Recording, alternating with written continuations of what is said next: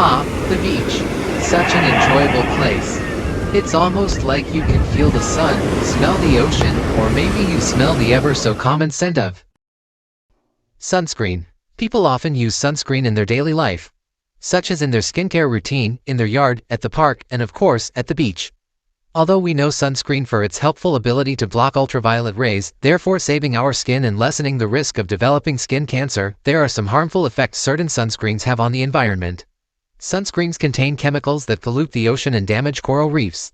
The impact that sunscreen has on coral reefs is a big one, and due to the importance of coral reefs to our ecosystem, it reaches far beyond the reefs themselves.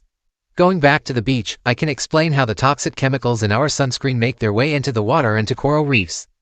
Majority of sunscreen lotions available to buy contain oxybenzone along with other chemicals, and not many people are aware of their effects. When millions of people visit Florida to go to the beach, or people go to beaches anywhere for that matter, they often wear sunscreen.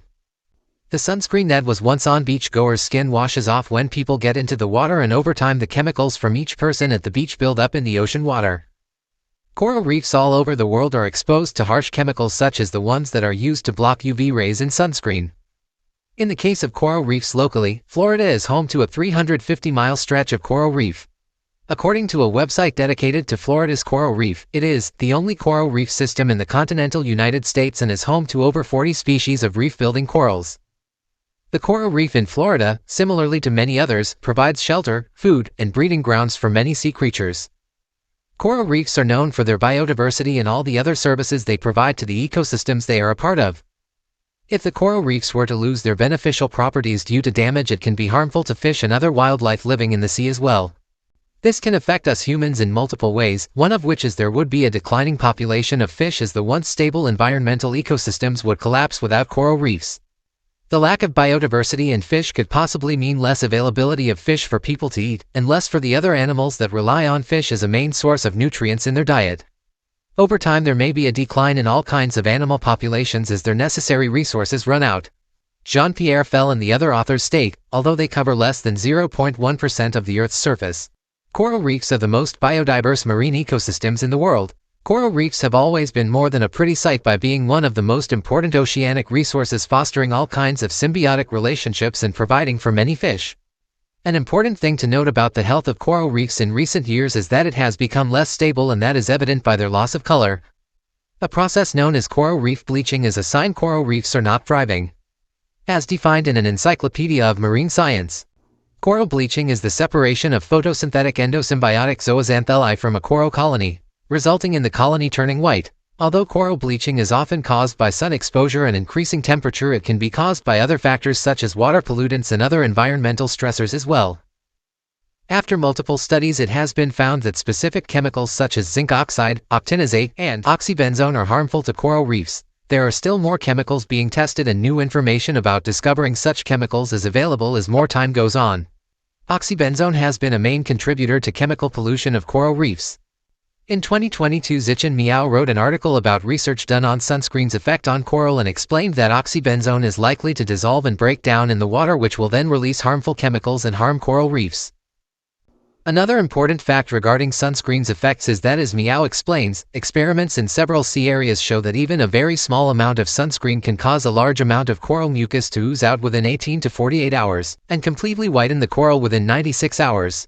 As for the chemical known as ZNO or zinc oxide, Chinzia Corinaldaceae shares that it contributes to damaging coral reefs as well. Corinaldaceae explains that ZNO induces a severe and fast coral bleaching due to the alteration of the symbiosis between coral and zooxanthellae. ZNO also directly affects symbiotic dinoflagellates and stimulates microbial enrichment in the seawater surrounding the corals. These chemicals are often found in sunscreen used by those who go into the ocean, and it makes it far more likely that such bleaching events and coral reef damage will occur. As of April 15, 2024, there has been a new coral bleaching event reported that started in February of 2023. The National Oceanic and Atmospheric Administration states that this is the second global coral bleaching happening within 10 years. In many countries, and even U.S. states like Hawaii, there has been action taken to prevent further damage being done to local coral reefs. One of the most popular and effective ways to help preserve these coral reefs from harmful chemicals is to ban the sale of sunscreens that contain them. In Hawaii, there were 2 chemicals that were banned from being sold in sunscreen. Those chemicals being oxybenzone and octinazate. Sunscreen bans are not often extreme or remove all sunscreen but rather just those that will cause harm to the marine life around. There has luckily been an increase in mineral sunscreen use as an alternative to the harsh chemical sunscreens for sale. On social media platforms such as Instagram or TikTok, there are hundreds of people advocating for and reviewing eco-friendly sunscreen options.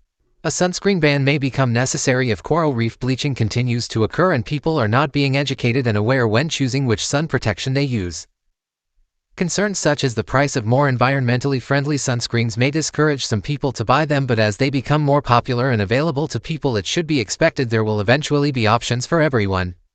Even if a sunscreen is not entirely organic, popular brands of sunscreen are starting to exclude chemicals such as oxybenzone to encourage the movement against harsh chemicals and save the coral reefs.